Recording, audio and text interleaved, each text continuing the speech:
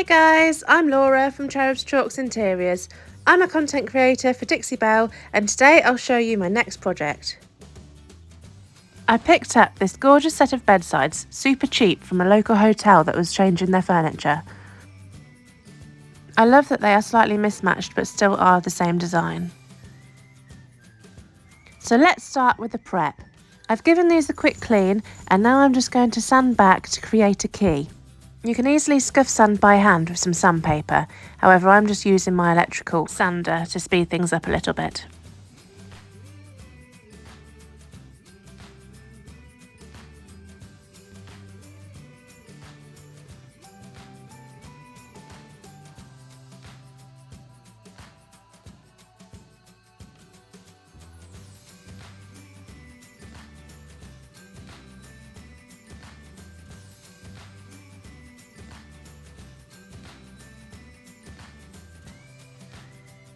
Now it's my favourite part, time to choose a colour.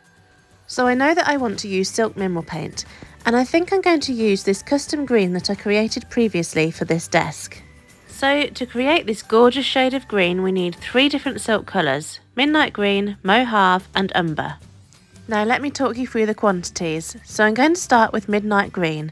I'm going to use 2 parts, which in this case I'm using 100ml.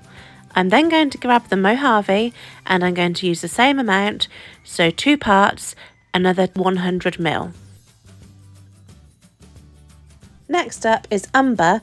I'm going to use 1 part of this, so in this case 50ml. Once I've measured out all of the quantities, it's time to mix. I have to say this is one of my favourite green mixtures so far, but the possibilities are endless. Now it's time to get that paint on. I'm using a Dixie Belle synthetic brush as I find this best to use with Silk Mineral Paint for a lovely smooth brushstroke free finish. So I'll apply 1 coat all over, I'll leave that to dry for a few hours and come back later on to apply the second coat.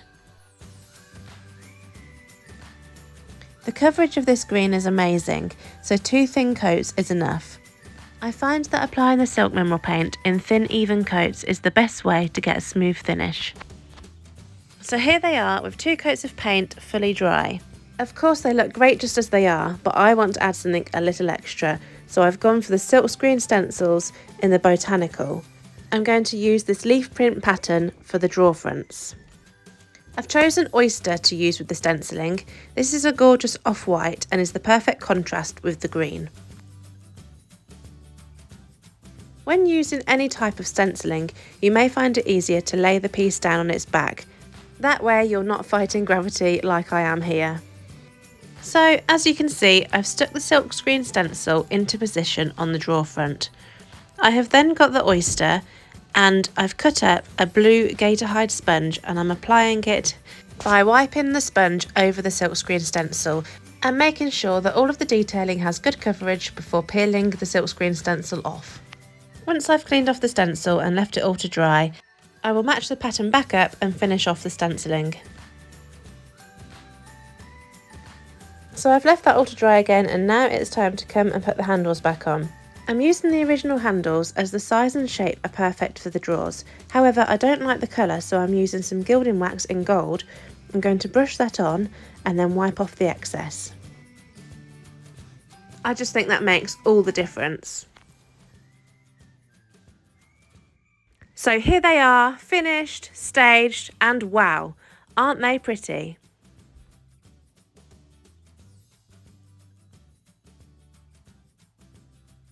Here's a little close-up for you. Isn't the detailing on that stencil insane? I hope that you enjoyed this tutorial and that you love the finished look as much as I do. Remember, you can find us on all of the social media platforms at Cherubs Chalks Interiors.